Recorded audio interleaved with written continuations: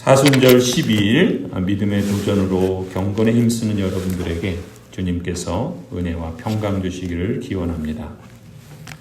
앞서 9장에서 대제사장으로 위임받은 아론의 취임식과 또 언약 백성들을 위한 첫 번째 제사가 성공적으로 진행되었습니다. 대제사장인 아론과 제사장인 그의 아들들은 모세가 일러준 대로 자신들을 위해 속죄제와 번제를 드렸고 또 이어서 이스라엘 언약 백성들을 위한 속죄제와 번제와 화목제를 드렸습니다. 아론이 제물을 다 드린 후에 백성을 향해서 양팔을 들고 복을 빌어주고 제단을 내려왔지요. 또 모세와 아론이 함께 회막으로 들어갔다가 나와서 다시 백성에게 복을 빌어주었습니다. 그때 주님의 영광이 임하여 나타났고 그래서 언약 백성들은 모두가 함께 기뻐하게 됩니다. 그것이 9장의 내용이었죠. 그런데 이어지는 본문이 오늘 우리가 읽은 10장입니다. 이처럼 복되고 영광스러운 일들이 이 언약 백성의 공동체 안에서 진행되고 있는데 안타깝게도 거기에 찬물을 끼얹는 불미스러운 일이 벌어집니다. 바로 나답과 아비후가 주님이 명하신 대로가 아니라 자기 마음대로 행하는 불순종을 범함으로써 하나님의 진노 가운데 불타 죽게 된 사건입니다. 1절을 보시면은 아론의 아들 가운데 장남인 나답과 둘째 아들인 아비후가 제각기 자기의 향로를 가져다가 거기에 불을 담고 또 분향단에 나아가서 향을 피워서 주님께로 가져갔습니다. 그러나 그 불은 주님께서 그들에게 명하신 것과는 다른 금지된 불이었죠. 우선 우리가 주목할 점은 이 나답과 아비후의 죄가 무엇인가? 그들의 죄는 이미 향로를 취하는 데에서부터 시작됩니다. 왜냐하면 그 향단에 향을 피우는 것은 대제사장이 하는 일이었습니다. 대부분의 제사장들이 하는 일은 번제단에서 이루어지는 일이었죠. 그러니까 성소 안에 들어가지 않고 그 회막 안에 뜰에 있는 번제단 이런 데서 주로 이루어지는데 지금 이 금향단이 있는 성소에 들어가는 일은 이 제사장들에게는 제한된 일이었습니다. 그럼에도 불구하고 이 나답과 아비후가 하나님의 말씀대로 행하지 않고 하지 말아야 할 일을 함부로 행했던 것이죠. 그 마음에서부터 하나님의 말씀을 가볍게 여긴 것입니다. 우리가 앞서 보았던 것처럼 모세가 끊임없이 하나님의 말씀은 이러합니다 라고 강조했었죠. 그런데 그 말씀 그대로 행하지 않고 오히려 그 말씀을 너무나도 대수롭지 않게 여기고 불순종했던 것입니다. 또 더 나아가서 그들의 죄는 오늘 그 1절이 말한 것처럼 여호와께서 명령하시지 아니하신 다른 불, 금지된 불 이런 표현을 명시적으로 언급해 주신 것을 보면은 이 나답과 아비후가 자기들 마음대로 외부에서 가져온 불로 분향하였던 점입니다. 하나님께서 명령하신 불은 앞서 6장 12절에서 번제단의 불을 특별히 지목해 주시잖아요. 그리고 그 불이 바로 여호와 앞에서 나와서 언제나 성막 안에 머물러 있는 거룩한 불이라 말씀하셨죠. 이처럼 나답과 이 아비후의 불순종 그리고 그 불순종의 죄로 인해서 초래된 주님의 진노와 심판 이 핵심을 짚어주는 문구가 바로 1절에 여호와께서 명령하시지 아니하신 다른 불, 금지된 불이라는 표현에 있습니다. 왜냐하면 이 표현은 우리가 앞서 8장 4절 이후에 위임식과 또 제사에서 계속 반복되는 문구가 있었죠. 어떤 문구입니까? 모세가 여호와께서 명하신 대로 그대로 했다라는 표현이잖아요. 그게 8장부터 10장까지 계속해서 수차례 반복되는 것을 우리가 보지 않았습니까? 그러니까 모세는 하나님의 말씀에 그대로 전하고 또 그대로 순종하였다라는 것이죠. 그런데 오늘 본절 1절을 보면은 처음으로 그와는 정반대되는 표현이 등장하고 있는 거예요. 하나님께서 명하신 대로가 아닌 다른 이러한 불순종이 여호와께서 명하신 대로가 아니라 자기 마음대로 행한 불순종이 이처럼 끔찍한 주님의 진노를 초래했던 것이죠. 그래서 2절이 그 결과예요. 주님 앞에서 불이 나와서 그들을 삼키니 그들은 주님 앞에서 죽고 말았다. 그들이 여호와께서 말씀하신 대로가 아닌 다른 불을 드리게 되었을 때 곧 여호와 앞에서 불이 나왔고 그 불로 인해서 그 자리에서 나답과 아비후는 죽임을 당했다라는 것을 보여줍니다. 그런데 이 9장 24절, 이 10장 바로 앞에 어떤 일이 있었습니까? 위임식을 마치고 첫 번째 제사를 드렸을 때 주님 앞에서 불이 나오죠. 그 불이 나와서 제단 위에 번제물과 기름을 다 불살랐습니다.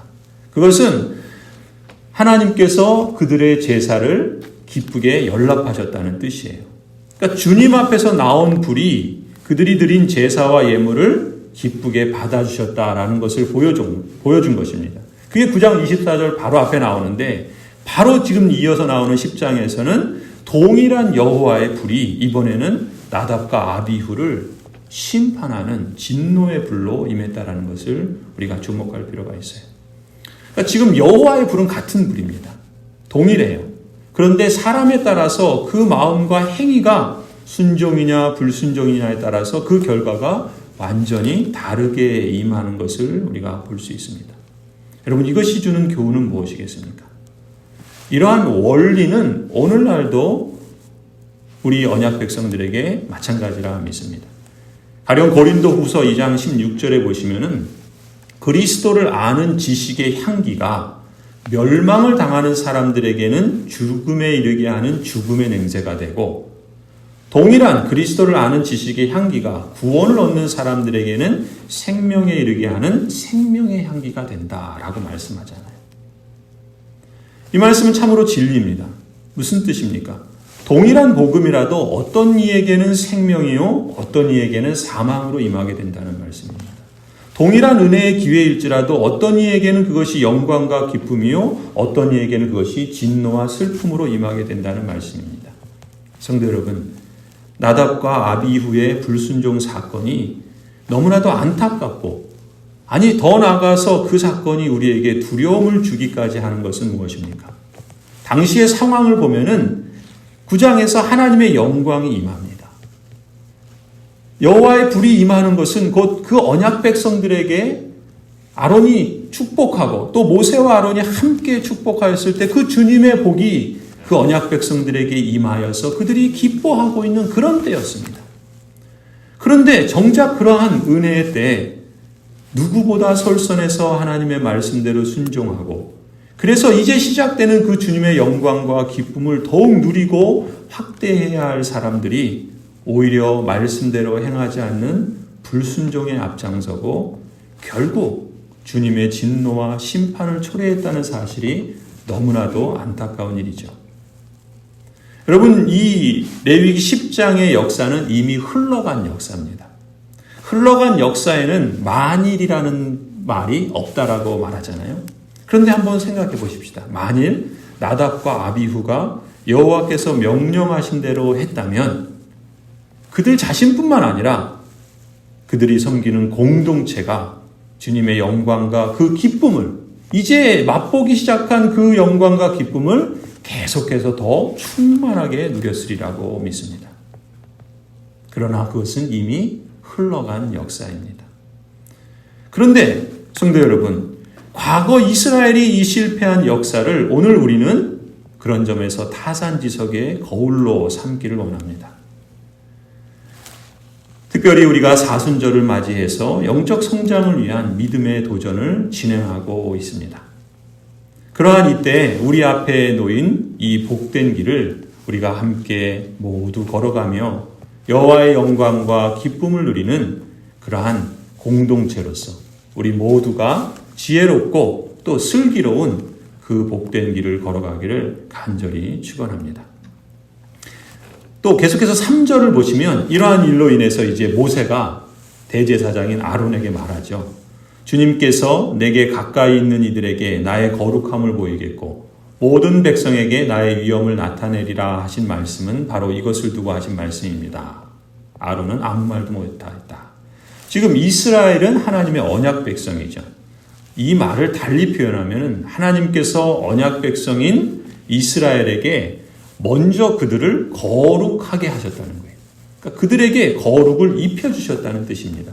그렇기 때문에 언약 백성은 하나님께 가까이 나아갈 수 있는 거룩을 이미 옷 입게 되었다는 것이죠.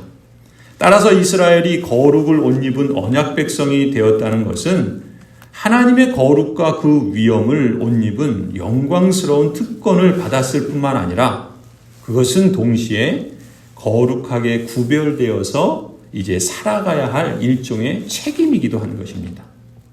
그러니까 언약 백성이라고 하는 것은 거기에 있는 영광과 또 특권이 있을 뿐만 아니라 그것을 허락해 주신 하나님 앞에 또 그 은혜에 감사해서 응답해야 할 마땅한 책임과 사명이 있다는 것이죠. 따라서 언약 백성이 하나님께서 명하신 그대로 거룩을 지키고 순종할 때는 그 축복을 계속해서 누릴 것입니다. 그러나 만일 그 거룩을 지키지 않고 구별되게 살아가는 것을 행하지 아니할 때는 오히려 이 나답과 아비후가 보여주는 것처럼 오히려 그 특권과 그 책임이 복이 아니라 오히려 그것이 저주일 수 있다라는 것을 말씀해 주시는 것이죠. 그것은 레위기 26장이나 또 이제 신명기 28장에 가서 다시 한번 반복해서 강조하는 것을 우리가 볼 수 있게 됩니다. 아무튼 이 원리는 구약의 언약 백성만이 아니라 오늘날 우리 신약의 언약 백성들에게도 동일하게 적용됩니다. 예수님께서 이렇게 말씀하시죠. 누가복음 12장 47절부터 보면은 주인의 뜻을 알고도 준비하지 아니하고 그 뜻대로 행하지 아니한 종은 많이 맞을 것이요 알지 못하고 맞을 일을 행한 종은 적게 맞으리라. 무릇 많이 받은 자에게는 많이 요구할 것이요 많이 맡은 자에게는 많이 달라 할 것이니라. 여러분 이 말씀이 무엇입니까? 여러분 모두가 하나님의 언약 백성으로 하나님의 자녀라는 거룩한 신분을 얻은 자들이지요. 또 그뿐만 아니라 장로나 권사나 안수집사나 집사와 같은 거룩한 직분을 받은 자들이기도 합니다.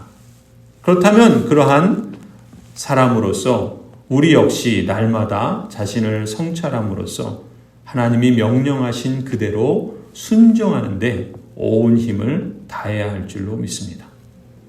끝으로 6절을 보시면은 모세는 아론과 그의 아들들 곧 엘르아살과 이다말에게 이렇게 말합니다.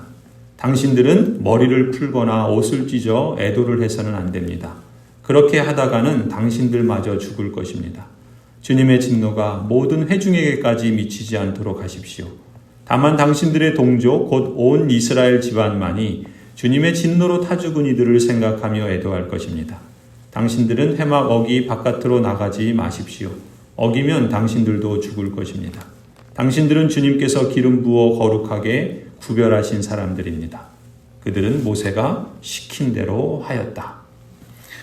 여기 보면은 머리를 풀고 옷을 찢는 행위를 표현하고 있는데 이것은 슬픔과 애도를 표현하는 것이죠. 그러니까 지금 아론과 그 이제 아론의 남은 두 아들 엘르아살과 이다말에게 말하는 겁니다. 아론이나 나머지 아들들이 그 주님의 진노로 죽은 나답과 아비후가 이 주님의 진노로 여호와의 불이 나와서 죽게 된 이 사건에 대해서 슬퍼하거나 애도를 표시하지 말라라고 명령하시는 거예요.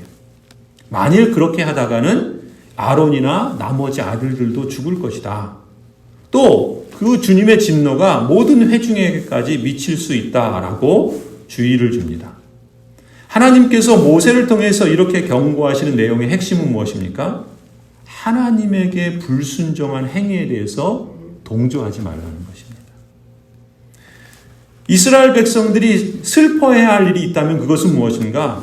마땅히 순종으로 하나님의 영광과 임재를 기뻐해야 할 사람들이 주님의 진노를 받고 타 죽는 결과를 낳은 그 불순종, 그러한 불순종이 얼마나 어리석은 일인지, 하나님 앞에 어찌 그렇게 가볍게 여기고 불순종을 저질렀는지 그 마음과 그 태도, 그 불순종에 대해서 슬퍼하고 다시는 그런 일이 없도록 그 일에 대해서 애도하라는 것입니다. 아론의 아들 나답과 아비후가 하나님께서 명하신 대로가 아니라 하나님께서 명하신 것과 다르게 불순종한 사건을 통해서 오늘 본문이 반복해서 강조하시는 말씀은 이것입니다. 7절이죠. 당신들은 주님께서 기름 부어 거룩하게 구별하신 사람들입니다. 8절도 반복합니다. 너희는 거룩한 것과 속된 것을 구별하여야 하고 부정한 것과 정한 것을 구별하여야 한다.